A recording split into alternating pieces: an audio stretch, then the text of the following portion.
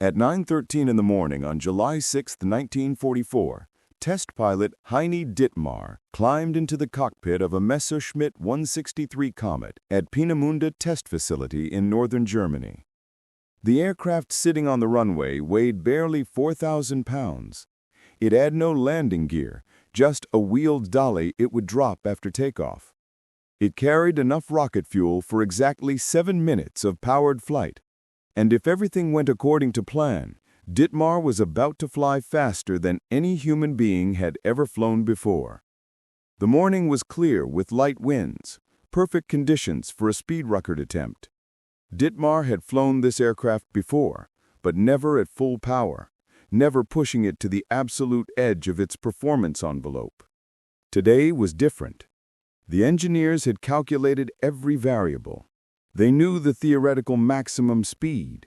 They knew the stresses the airframe could handle.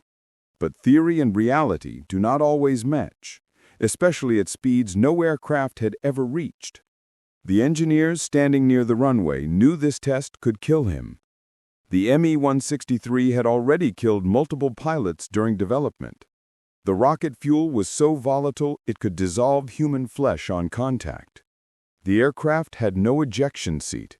If something went wrong at high speed, Dittmar would have seconds to react before the aircraft disintegrated around him.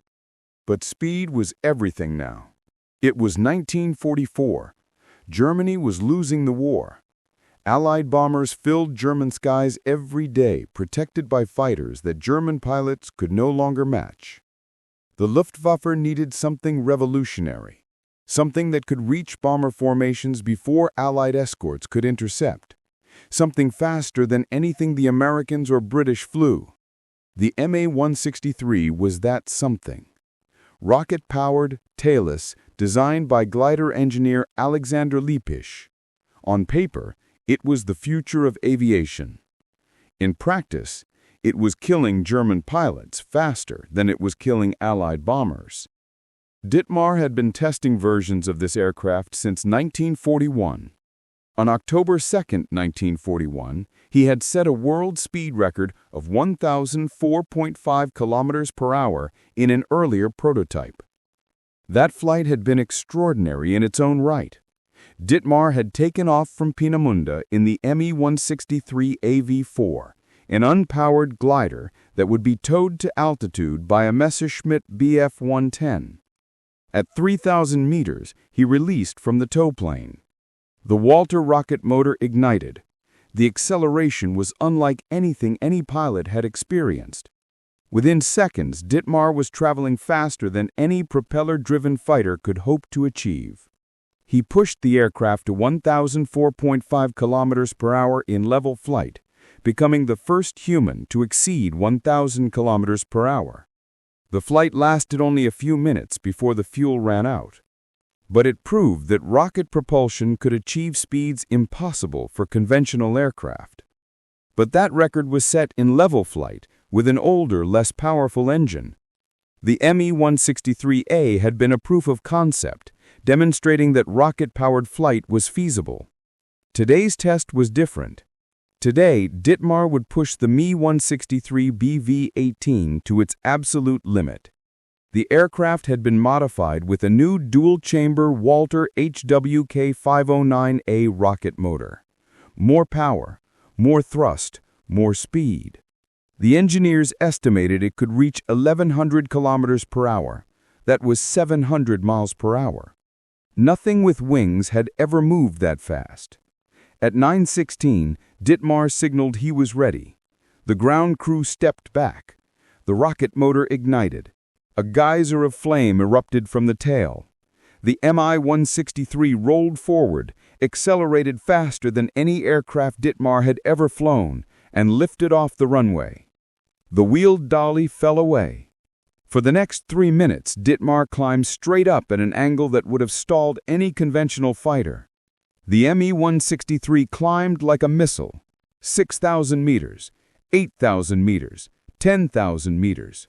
At 12,000 meters, Dittmar leveled off and pushed the throttle to maximum. The rocket motor roared. The aircraft surged forward. The airspeed indicator climbed past 1,000 kilometers per hour, 1,050, 1,130 kilometers per hour, 702 miles per hour. Then Dittmar felt the aircraft shudder. The rudder surface began to flutter. At that speed, at that altitude, aerodynamic forces were tearing the tail apart. Dittmar cut the engine immediately. The rocket motor shut down. Suddenly the cockpit was silent except for the wind screaming past the canopy. He was gliding now. No power, no way to restart the engine. 12,000 meters above northern Germany, with most of his vertical rudder about to separate from the airframe. Dittmar had 8 minutes to get the aircraft back to the ground before he ran out of sky. He nosed down gently, bleeding off speed, trying not to put more stress on the damaged rudder. The Mi-163 glided like the sailplane it essentially was. Dittmar had started his career as a glider pilot. He knew how to handle an unpowered aircraft, but he had never glided an aircraft that was structurally failing at high altitude. He descended through 8,000 meters, 6,000, 4,000. The runway at Peenemünde came into view. Dittmar lined up for landing approach. The Mi-163 had no landing gear. It landed on a retractable skid under the fuselage. One chance to get it right. Hit too hard and the aircraft would cartwheel. Come in too shallow and he would overshoot the runway. At 300 meters altitude, Dittmar committed to the approach. The ground rushed up. At the last second, Dittmar pulled back on the stick. The Mi-163 flared. The skid touched concrete. The aircraft skidded down the runway, trailing sparks. When it finally stopped, Dittmar was alive. The Mi-163 was damaged but intact, and Heini Dittmar had just set an unofficial world speed record that would stand unmatched for 3 years, 702 miles per hour. The engineers who examined the aircraft after landing found that nearly the entire vertical rudder surface had broken away from flutter during the high-speed run. A few more seconds at maximum speed and the aircraft would have come apart in the air. Dittmar had reached the absolute edge of what was aerodynamically possible in 1944. But here was the cruel irony. The Mi-163 Komet, the fastest aircraft in the world, was almost completely useless as a fighter. The path to this moment had been long and difficult. Alexander Lippisch had begun designing tailless aircraft in the 1920s, experimenting with radical wing configurations that conventional engineers dismissed as impractical. But Lippisch understood aerodynamics in ways others did not. He knew that a tailless design could be more efficient, could reduce drag, could achieve speeds impossible for conventional aircraft. When the German Air Ministry began looking for revolutionary fighter concepts in the late 1930s, Lippisch proposed a rocket-powered tailless interceptor. The concept was radical: no propeller, no tail, powered by volatile chemicals that ignited on contact. Most engineers thought it was suicide, but Germany was preparing for war, and revolutionary ideas were being given chances they would never receive in peacetime. Development began in earnest in 1940. The first prototypes were unpowered gliders, testing the aerodynamic concept. Pilots reported that the aircraft handled unlike anything they had flown. The controls were sensitive. The aircraft wanted to climb. Everything about it felt unnatural. But it flew, and it flew well once pilots adapted to its characteristics. Then came the powered versions, with the Walter rocket motor. The acceleration was extraordinary, but the danger was equally extreme. Test pilots were killed. Aircraft exploded on the ground during fueling. The hypergolic fuel mixture T-Stoff and Cease was so corrosive and reactive that ground crews wore protective suits. One spill could kill a man in minutes. Between May 1944 and May 1945, approximately 370 Mi-163 aircraft were built. They were deployed to Jägerschwadron 400, a fighter unit specifically created to operate the Komet. The unit was based at Brandis Airfield near Leipzig, positioned to intercept American bomber formations attacking targets in central Germany. In 11 months of combat operations, Mi-163 pilots achieved 9 confirmed kills against Allied aircraft, though German records claim as many as 16. Even taking the higher claim, 16 kills in 11 months from a unit equipped with the fastest aircraft ever built, that is a failure by any measure. And it was not because German pilots did not know how to fly the Mi-163. It was because the aircraft's incredible speed was also its fatal weakness. The Mi-163 could reach 39,000 feet in 3.5 minutes. No Allied fighter could climb that fast. Once at altitude, it could dive through bomber formations at speeds no gunner could track. But the rocket motor only provided 7.5 minutes of powered flight. After 1 or 2 attack passes, the pilot had to glide back to base with no ability to maneuver, no way to escape if Allied fighters spotted him. Allied pilots quickly learned to simply wait until the Mi-163 ran out of fuel, then attack it during its unpowered glide back to the airfield. American fighter pilots developed specific tactics for dealing with the Komet. They would orbit above Mi-163 bases at high altitude, watching for the telltale rocket exhaust plume during launch. Once a Komet attacked and its engine cut out, the Americans would dive on the defenseless glider. Some Mi-163 pilots were shot down within sight of their own runways, gliding home with empty fuel tanks and no way to defend themselves. The aircraft that could outrun anything in the sky became easy prey the moment its engine stopped. And even when the Mi-163 had fuel, its speed created problems. The aircraft carried 2 30mm cannons at 700 miles per hour. A pilot had less than 2 seconds to acquire a target, aim, and fire before overshooting. Most bomber crews never even knew they had been attacked. The Mi-163 would flash past them so fast their gunners could not track it. But the Mi-163 pilot usually missed too, because aiming at that speed required reflexes faster than human biology allowed. German engineers tried to solve this problem. They developed the Jugfaust, an upward-firing weapons system with 650mm recoilless mortars mounted in the wing roots. The idea was that a Komet pilot could fly directly underneath the bomber formation. Photoelectric cells would detect the bomber's shadow and automatically fire the mortars upward. The pilot would not have to aim at all. The system was tested, and it apparently destroyed at least 1 Lancaster bomber. But the Jugfaust was never widely deployed. Most Mi-163 pilots had to rely on their 2 30mm cannons trying to hit bombers while flying faster than racing cars travel today. Feldwebel Siegfried Schubert was the most successful Mi-163 pilot. He shot down 3 Allied bombers. His first confirmed kill came on August 16, 1944, when he attacked a formation of B-17s. Schubert climbed to altitude in his Mi-163, positioned himself above the bomber formation, and dove through them at maximum speed. He fired a short burst from his 30mm cannons as he passed a B-17. The rounds hit the bomber's wing root. The wing folded. The B-17 fell out of formation. Schubert's second and third victories came on August 24, 1944. During a single mission, he attacked another B-7 formation, destroyed 1 bomber on his first pass, climbed back to altitude on rocket power, and dove through the formation again.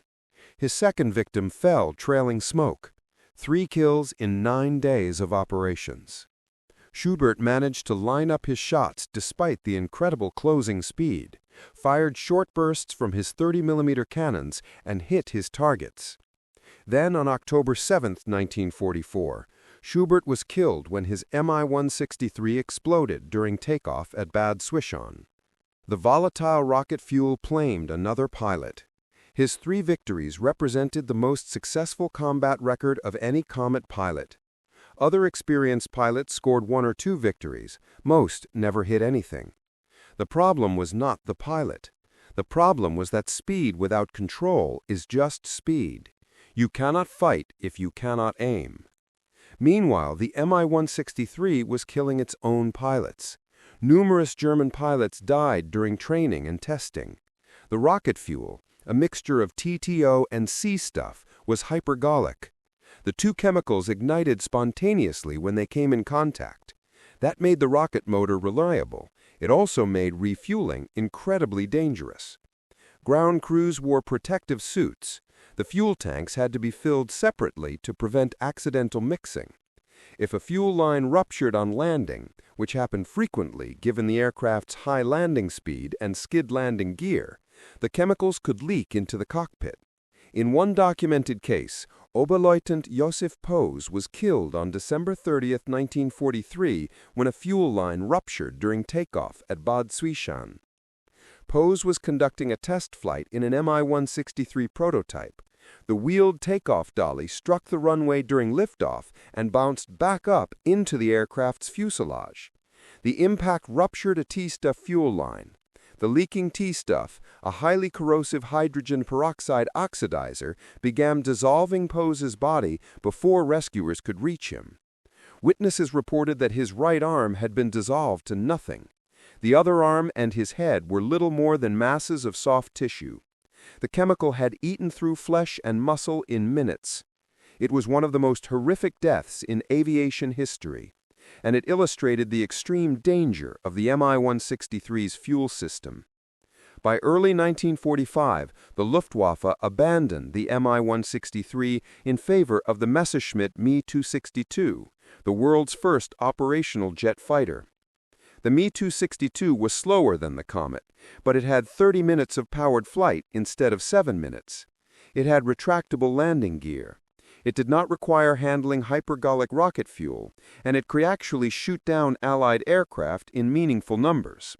When the war ended in May 1945, most Mi-163 aircraft were sitting on airfields with no fuel, no pilots, and no mission. The fastest aircraft in World War II was also the most spectacular failure. But while German engineers were building rocket-powered interceptors that flew too fast to aim, American engineers were solving a different problem. They were building a fighter that was fast enough to escort bombers all the way to Berlin and back, maneuverable enough to dogfight German fighters over their own territory, and reliable enough that pilots actually survived long enough to become aces. The American bomber offensive against Germany had begun in earnest in 1943. The strategy was simple in concept, but brutal in execution. Heavy bombers, B-7s and B-24s, would fly deep into Germany in broad daylight and destroy industrial targets. The bombers flew in tight formations for mutual defensive fire. Each aircraft bristled with .50 caliber machine guns. Gunners were trained to create interlocking fields of fire that would shred any fighter that tried to attack. In theory, the bomber formations were flying fortresses that could defend themselves. In practice, they were dying in appalling numbers. The problem was range. American fighters could escort the bombers part of the way into Germany, but they could not go all the way to the targets and back. The P-47 Thunderbolt, the primary escort fighter in 1943, had a combat radius of about 230 miles. That was enough to reach targets in western Germany, but not deep into the Reich. Once the escorts turned back, German fighters would swarm the unprotected bomber formations. The B-7s and B-24s had defensive armament, but it was not enough. German fighters would attack from head-on, exploiting the bombers' weakest defensive position. They would coordinate attacks from multiple directions simultaneously, overwhelming the gunners. They would use heavy cannon that could destroy a bomber with a few hits. In the second half of 1943, the 8th Air Force was losing 5 to 7% of the bombers on every mission. That does not sound like much until you do the math. A bomber crew had to fly 30 missions to complete their tour. If every mission had a 5% loss rate, the statistical probability of surviving 30 missions was 21%. Most bomber crews did not come home. The psychological impact was devastating. Crews would wake up, eat breakfast, attend mission briefings, and climb into their aircraft knowing they probably would not survive the war. Some men broke down before ever reaching Germany. Others flew their missions mechanically, emotionally numb, waiting for death. The losses were staggering. On a single mission to Schweinfurt in October 1943, the 8th Air Force lost 60 B-7s out of 291 dispatched, 20% losses in one day. The target was ball-bearing factories, critical to German war production. The planners knew it would be costly, but they believed destroying the factories would cripple German industry. The bombers flew without fighter escort for most of the mission. German fighters attacked in waves. D-109s and F-90s tore into the formations. Some bombers were hit so many times they simply disintegrated in mid-air. Others limped back to England on 2 engines, trailing smoke with dead and wounded crew members inside. When the survivors landed at their bases in England, they climbed out of their aircraft and found empty bunks where their friends had slept the night before. Entire crews were gone. Some had been shot down over Germany. Others had crashed into the English Channel trying to make it home. The debriefing rooms were quiet. Men sat in shock, unable to process what they had seen. Some crews refused to fly after Schweinfurt. The psychological toll was almost as devastating as the physical losses. American commanders knew they could not sustain those casualty rates. Something had to change. That something was the P-51 Mustang. The aircraft had been designed as a private venture by North American Aviation in 1940. The British Royal Air Force ordered the first production models and deployed them in 1942. But the early P-51s had a problem. They were fast and maneuverable at low altitude, but their Allison engines lost power above 15,000 feet. That made them unsuitable for bomber escort missions, which were flown at 25,000 feet or higher. The aircraft seemed destined to remain a low-altitude tactical fighter, useful for ground attack, but not for air superiority. Then someone had an idea. What if they replaced the Allison engine with a British Rolls-Royce Merlin? The Merlin was a supercharged engine that actually gained power at high altitude. It was already powering Spitfires and Hurricanes with great success. North American Aviation obtained a license to build the Merlin in the United States as the Packard V1650. They installed it in the P-51 airframe. The result was extraordinary. The P-51D Mustang combined American airframe design with British engine technology. It was fast at all altitudes, it was maneuverable, and most importantly, it had range. With external drop tanks, a P-51D could fly from England to Berlin and back, a round trip of more than 1,300 miles, and still have fuel left to fight when it got there. Starting in early 1944, Mustangs began escorting bombers all the way to targets in Germany. German fighters that had spent months attacking undefended bomber formations suddenly found themselves fighting American fighters over their own airfields. The tactical situation reversed completely. German pilots who had once hunted bombers with impunity now had to fight for their lives. The bomber loss rate dropped to 2%. Then 1%. By mid-1944, American bombers were attacking Berlin in daylight with fewer losses than they had suffered attacking targets in France a year earlier. The Mustang made that possible.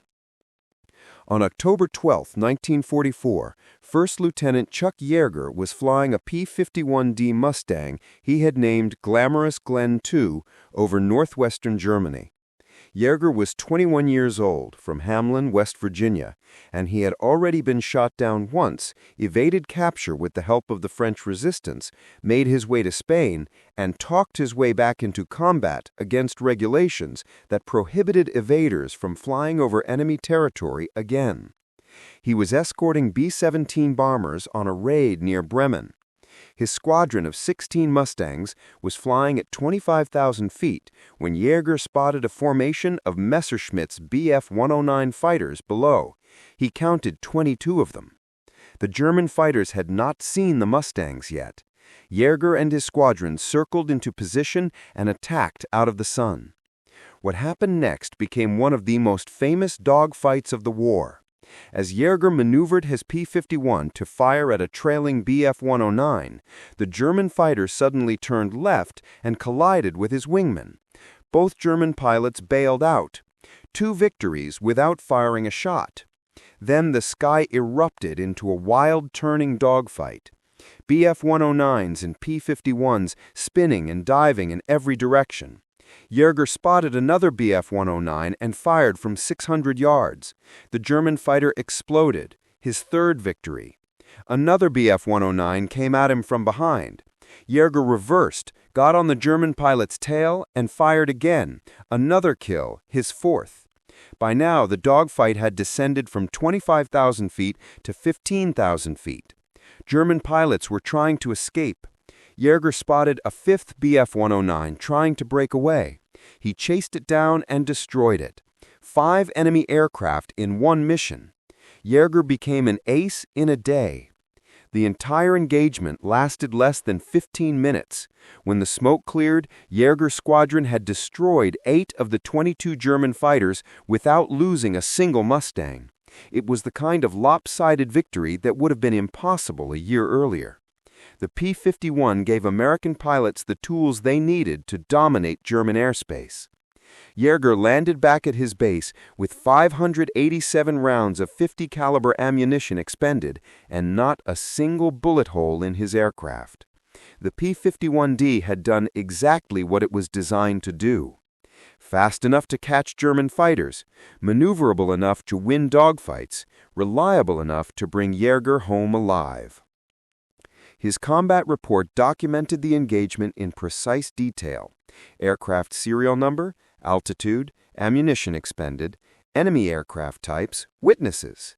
The bureaucracy of air combat required detailed records, but behind those numbers were life-and-death moments at 300 miles per hour. The P-51D Mustang was not the fastest fighter in World War II. Its maximum speed was 440 miles per hour, far slower than the Me-116 Komet at 700 miles per hour, or even the Me-262 jet at 540 miles per hour. But the Mustang had something more important than raw speed. It had range. A P-51D could fly from England to Berlin and back, a round trip of more than 1,300 miles, and still have fuel left to fight when it got there. Starting in early 1944, Mustangs began escorting bombers all the way to targets in Germany. German fighters that had spent months attacking undefended bomber formations suddenly found themselves fighting American fighters over their own airfields. The tactical situation reversed completely. German pilots who had once hunted bombers with impunity now had to fight for their lives. The bomber loss rate dropped to 2%, then 1%. By mid-1944, American bombers were attacking Berlin in daylight with fewer losses than they had suffered attacking targets in France a year earlier. The Mustang made that possible. The loss rate was unsustainable. By contrast, in March 1945, with full P-51 escort coverage, the 8th Air Force flew over 1,000 bomber sorties in a single day with minimal losses. That transformation happened because one aircraft could go far enough. The P-51D was powered by a Packard 5165 Merlin engine, a license-built version of the British Rolls-Royce Merlin. The engine produced 1,490 horsepower at sea level and could sustain that power output for hours without overheating or failing. At higher altitudes, with the 2-stage supercharger engaged, the engine actually produced more power. The supercharger compressed incoming air, compensating for the thinner atmosphere at altitude.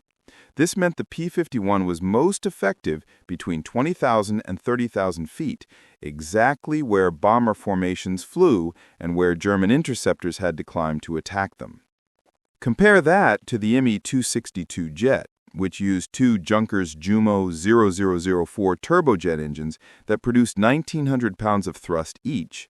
The jets were revolutionary technology, but they had severe limitations. The engines had a service life of only 10 to 25 hours before they needed to be replaced. German maintenance crews were constantly swapping out failed engines.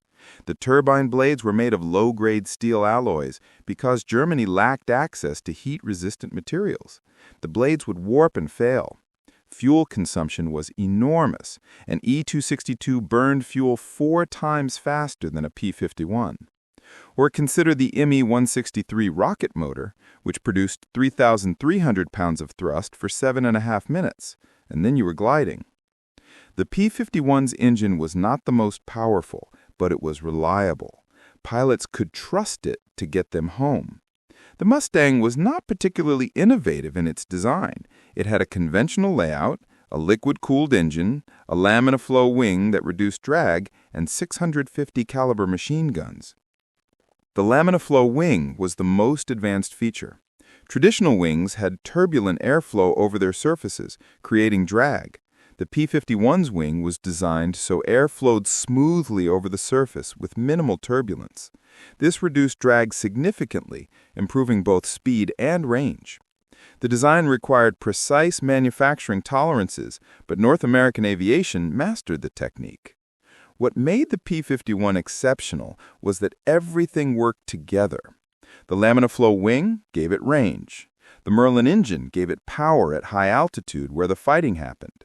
The bubble canopy gave the pilot visibility in all directions, crucial for spotting enemy fighters before they spotted you. The 6 machine guns gave it firepower.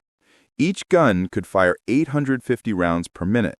With all 6 guns firing, a P-51 could put 300 pounds of metal into a target in 10 seconds. That was enough to destroy any fighter or bomber. It was not the best at any single thing. German F-190 fighters had heavier armament with 4 20mm cannons and 2 13mm machine guns. British Spitfires had better low-altitude maneuverability and could turn inside a Mustang below 10,000 feet. Soviet Yak fighters had superior climb rates and could reach altitude faster. But the Mustang was good enough at everything that mattered. It could fly high, fly far, fight hard, and bring pilots home. Sometimes good enough everywhere is better than excellent in one area and terrible in others. Chuck Yeager flew 64 combat missions in P-51 Mustangs. He shot down 11.5 enemy aircraft, betozened in P-51. Half credit came from sharing a kill with another pilot. He also shot down 1 Me-262 jet, one of the few American pilots to score a jet kill during the war. That kill came on November 6, 1944, near Amma Airfield in Germany. Yeager was leading a flight of P-51s when he spotted Me-262 jets attacking bomber formations above him. The jets used their speed advantage to climb away and disappeared into the clouds. Yeager could not catch them. No Allied fighter could catch an Me-262 that wanted to run. But Yeager noticed something important. The Me-262s had climbed into the clouds. They did not stay and fight. That meant they were either low on fuel, or low on ammunition, or both, and eventually they would have to land. Yeager dropped below the clouds and started looking for Me-262 bases. He knew the jets had to be operating from nearby airfields. Their fuel consumption was so high they could not fly far from base. He spotted one jet preparing to land at Akma Airfield.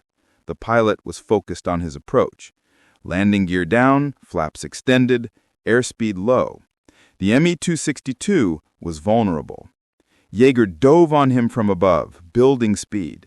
He got within 400 yards and fired a burst. His rounds hit the jet's wings. The Me-262 crashed several hundred feet short of the runway, cartwheeling across the ground. Yeager earned a Distinguished Flying Cross for that kill. What Yeager discovered was the Me-262's fatal weakness. It was fast in the air, but vulnerable during takeoff and landing. The Jumo 0004 engines needed time to spool up to full power. During takeoff, an Me-262 was accelerating but not yet fast. Allied fighters diving from altitude could catch them. During landing, the jets had to slow down, lower their landing gear, and commit to an approach. Once committed, they could not easily abort. German pilots called the final approach to landing the Valley of Death, and American fighters would be waiting. After the war, Yeager became a test pilot. On October 14, 1947, he flew the Bell X-1 rocket plane past Mach 1, becoming the first person to break the sound barrier in level flight. The X-1 reached Mach 1.06 at 45,000 feet over Rogers Dry Lake in California. The flight made Yeager famous. When reporters asked him years later which aircraft was more difficult to fly, the X-1 or the P-51, Yeager said the X-1 was faster, but the Mustang was harder to keep alive in combat. The X-1 only had to go fast in a straight line. The Mustang had to go fast while people were shooting at it.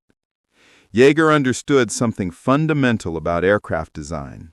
Speed matters, but survivability matters more. The fastest aircraft in the world is worthless if it gets you killed. The P-51 was not the most glamorous fighter. It was not the most innovative, but it did its job, mission after mission, and brought pilots home. That reliability made it one of the most successful fighters in history. Meanwhile, the Germans were also building jet fighters that actually worked. The Messerschmitt Me 262 Schwalbe entered combat in July 1944. Unlike the Me 163 rocket fighter, the Me 262 was a practical combat aircraft. It had retractable landing gear, a long enough flight time to complete a mission, and heavy armament that could destroy a bomber in a single pass. It was also faster than any Allied fighter. The Me 262 had a maximum speed of 540 miles per hour. The fastest Allied fighter, the P-51 Mustang, topped out at 440 miles per hour. That 100-mile-per-hour speed advantage meant Me 262 pilots could engage Allied bombers and escape before the American escorts could react. The Me 262 was armed with 4 30mm cannons. Each cannon fired explosive shells that could tear a bomber apart. A single burst from all 4 guns could destroy a B-17. German pilots who flew the Me 262 reported that it felt like flying in the future. The acceleration was smooth and constant, unlike piston engines that vibrated and shook. The cockpit was quiet. There was no propeller noise, just a smooth whine of the turbines. The aircraft climbed effortlessly to altitude, but the fuel consumption was enormous and the engines were fragile. Allied commanders quickly adapted. Fighter squadrons were assigned to patrol known Messer 262 bases. When a German jet took off or tried to land, American fighters would attack it at its most vulnerable moment. The Germans tried to counter this by scheduling takeoffs and landings to minimize exposure. They would launch multiple jets simultaneously, hoping to overwhelm the Allied fighters with numbers. Sometimes it worked. Often it did not. The Germans tried to protect their jets with heavy anti-aircraft guns around the airfields, but that just meant American fighters stayed high until a jet committed to landing approach, then dove through the flak. Between July 1944 and May 1945, German pilots claimed 542 Allied aircraft destroyed by Messer 262s, though actual confirmed victories were likely lower. German record-keeping deteriorated as the war progressed, and many claims could not be verified. But the Allies shot down or destroyed on the ground more than 300 Messer 262s. Given that only about 300 Messer 262s were operational at any given time, that meant the Luftwaffe was losing jets almost as fast as they could build them. The tactical situation became desperate for Me 262 pilots. They had to take off through Allied fighter patrols, climb to altitude while American Mustangs tried to catch them, make their attack runs against bomber formations, then run a gauntlet of enemy fighters to get back to their bases. Even with a 100-mile-per-hour speed advantage, the odds were against them. The jets burned through fuel quickly. Engine reliability remained poor. Many Me 262s were shot down not by enemy aircraft, but by their own failing engines. Pilots would be returning from missions when an engine would flame out. Without power, the Me 262 became a glider, vulnerable to any Allied fighter in the area. The Me 262 could have been a game-changer if Germany had deployed it earlier and in larger numbers. The aircraft first flew in July 1942. If Hitler had not insisted on converting it to a fighter bomber, if the Jumo 004 engines had been more reliable, if Germany had not been desperately short of fuel by late 1944, the Me 262 might have contested Allied air superiority. But it entered service too late. By the time Me 262 units were operational in significant numbers, Germany had already lost the war in the air. Allied bombers were destroying German fuel production. Synthetic fuel plants were priority targets. Every raid reduced Germany's ability to keep aircraft flying. Without fuel, the jets could not fly. By early 1945, most Me-262s sat on airfields with empty fuel tanks. Pilots who were trained and ready to fight could not get their aircraft off the ground. Germany built approximately 1,400 Messer-262s, but only about 300 ever saw combat. The rest were destroyed on the ground by Allied bombing, abandoned when fuel ran out, or captured intact when Germany surrendered. The irony is that Germany built the fastest operational fighters of World War II, the Me-163 Komet at 702 miles per hour, the Me-262 Schwabe at 540 miles per hour, both faster than anything the Allies flew. But speed alone did not win the air war. Range mattered, reliability mattered, having enough fuel to fly your aircraft mattered, and most of all, having enough time to build and deploy your advanced aircraft before the war ended mattered. Germany ran out of time, so who was the king of speed in World War II? If you measure purely by maximum velocity, the answer is clear. The Messer Me-163 Komet at 702 miles per hour. No aircraft built during World War II flew faster. Heini Dittmar's record from July 6, 1944 stood until October 14, 1947, when Chuck Yeager broke the sound barrier in the Bell X-1 at 891 miles per hour. For 3 years, Dittmar held the absolute speed record, but measuring success by top speed alone misses the point. The new 163 flew approximately 300 missions and scored 9 confirmed kills. That is a 3% success rate.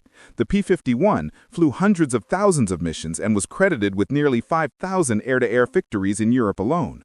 The Mustang worked. The Komet did not. If you measure by strategic impact, the answer is the P-51 Mustang. Not the fastest, but fast enough, with range that changed the entire dynamic of the air war over Europe. Before the Mustang, German fighters could attack unescorted bombers with relative impunity. After the Mustang, German fighters had to fight for their lives over their own territory. The bomber loss rate dropped from unsustainable to acceptable. American crews started surviving their tours. Germany started losing the war in the air. If you measure by technological achievement, the answer is the M262 Schwabe, the world's first operational jet fighter, the aircraft that showed every air force in the world what the future looked like. After World War II, every major power built jet fighters based on lessons learned from the Me-262. The American F-86 Sabre that fought in Korea used a swept-wing design inspired by captured German research. The Soviet MiG-15 used a similar approach. The British Gloucester Meteor, which also entered service in 1944, proved jets were the future, but the Me-262 proved jets could dominate in combat. Speed only matters if you can use it. The Me-163 was so fast its pilots could not aim. The Me-262 was fast enough to be effective, but vulnerable on takeoff and landing. The P-51 was slower than both, but reliable enough that pilots like Chuck Yeager could fly 64 missions and survive. Heini Dittmar survived the war. After his record-breaking flight in the Me-163, he continued test-flying rocket and jet aircraft for Germany until 1945. When the war ended, he returned to civilian life. He became a sailplane designer and competition pilot. He died in 1960 during a test flight of a powered glider of his own design near Mulheim an der Ruhr. He was 48 years old. Dittmar was a brilliant pilot who pushed aircraft to their absolute limits. His speed record stood for 3 years, an achievement that demonstrated what was aerodynamically possible in the 1940s. For 3 years, Heini Dittmar held the absolute speed record for human flight. That achievement stands regardless of the Me-163's combat failures. Chuck Yeager also survived the war. He became one of the most famous test pilots in history. He flew the X-1 past the sound barrier. He commanded fighter squadrons during the Vietnam War. He retired from the Air Force as a brigadier general in 1975. He continued flying civilian aircraft into his 90s. He died in December 2020 at age 97. When people asked Yeager what made the P-51 special, he said it was honest. It did not try to do anything it could not do. It was not the fastest or the most maneuverable or the most heavily armed, but everything on the aircraft worked the way it was supposed to work. That made it a pilot's airplane. And that is the real answer to who was king of speed in World War II. It depends on what you value. If you value absolute velocity, the Me-163 Komet was king. 702 miles per hour, faster than any fighter until jets became common in the early 1950s. If you value technological innovation, the Me-262 Schwabe was king. The first operational jet fighter, the aircraft that changed how air forces thought about speed and combat. If you value combat effectiveness, the P-51 Mustang was king.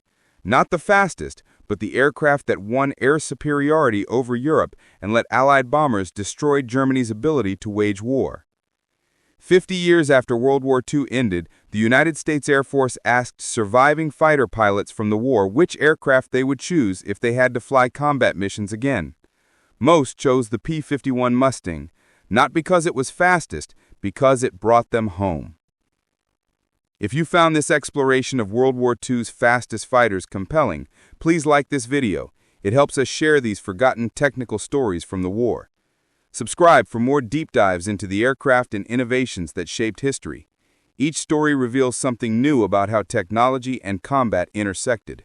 We would love to hear from you. Leave a comment telling us which World War II fighter aircraft fascinates you most and why. Our community of aviation enthusiasts and history lovers spans the globe. Thank you for watching, and thank you for keeping these stories alive.